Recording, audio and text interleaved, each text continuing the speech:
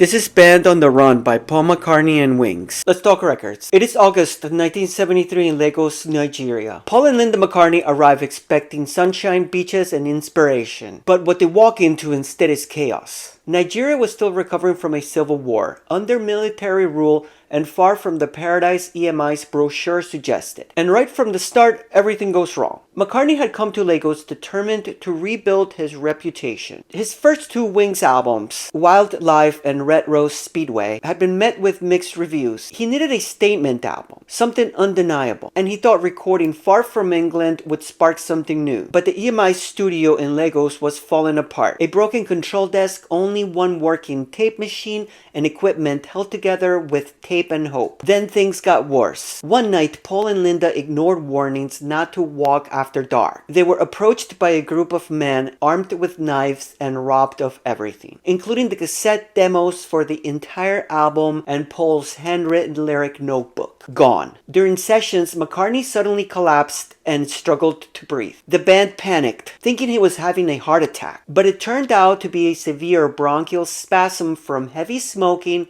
combined with the brutal heat. Then came another confrontation. Fela Kuti, the legendary Afrobeat pioneer, stormed into the studio accusing McCartney of trying to steal African music. Paul immediately played him the tapes, and Kuti backed off, realizing the album wasn't appropriating anything. There was even tension with Ginger Baker, who lived in Lagos and wanted them to record in his studio. They visited, jammed, but ultimately stuck with EMI. Despite all this, the sessions pushed McCartney creatively. With only 3 members left, Paul, Linda, and Danny Lane, Band on the Run became a tighter, more focused project. McCartney played most of the instruments himself. The album cover became iconic, shot by Clive Aerosmith, showing the band posing as escaped convicts caught in a spotlight, joined by celebrities like James Coburn and Christopher Lee. Band on the Run was released November 30th, 1973 in the UK and December 5th in the US on Apple Records. Reviews were strong, but sales were slow until the singles hit. Jet came first in early 1974, reaching number 7 on the Billboard Hot 100. Next came Band on the Run, inspired by something George Harrison once said in an Apple Records meeting back in 1969. The song exploded. Number 1 in the US, number 3 in the UK,